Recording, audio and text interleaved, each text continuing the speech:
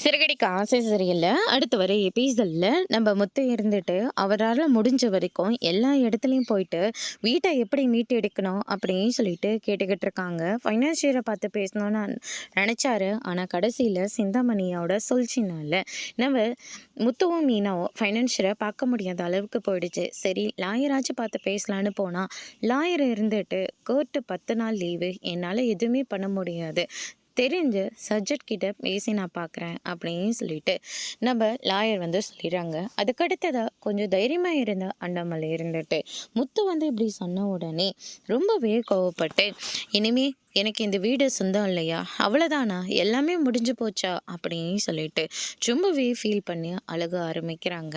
இந்த வீட்டை கட்ட நான் எவ்வளோ தூரம் கஷ்டப்பட்டேன். என் ரத்தம் எல்லாமே இதில் தானே இருந்தது. என் சந்தோஷம், என் துக்கம், என் 3 பிள்ளைங்க வளர்ந்தது, இப்போ கல்யாணம் பண்ணிட்டு மருமகளுங்க வீட்டுக்கு வந்தது எல்லாமே இந்த வீட்டில் தானே. இனிமே இந்த வீடு எனக்கு சொந்தம் இல்லையா அப்படின்னு சொல்லிட்டு அங்கேயே மயக்கம் போட்டு விலக ஆரம்பிக்கிறாங்க. அதுக்கடுத்ததான் முத்தும் மீனாவும் தண்ணி தெளித்து ஒரு எழுப்பி, அப்பா இந்த வீட்டை மீட்டெடுக்க வேண்டியது என்னுடைய பொறுப்பு, கொஞ்சம் பொறுமையாக இருங்கப்பா, 10 நாள் வரைக்கும் நம்ம எங்கேயாவது வெளியில் போயிடலாம் அப்படின்னு சொல்லிட்டு நம்ம முத்து மீனா சொல்லிக்கிட்டு இருக்காங்க. நீ சொல்கிறதான் சரி, நாளைக்கு எல்லாரும் முன்னாடியும் இந்த வீட்டை சீல் வச்சிருவாங்க. அதுக்கப்புறம் அந்த அவமானத்தோட என்னால் வெளியே போக முடியாது. அவங்க வர்றதுக்கு முன்னாடியே நம்ம இந்த வீட்டை விட்டு வெளியே போயிடலான்னு சொல்லிட்டு அண்ணாமலை முடிவெடுக்கிறாங்க. அதோட இன்னைக்கான பிரம்ம முடிச்சு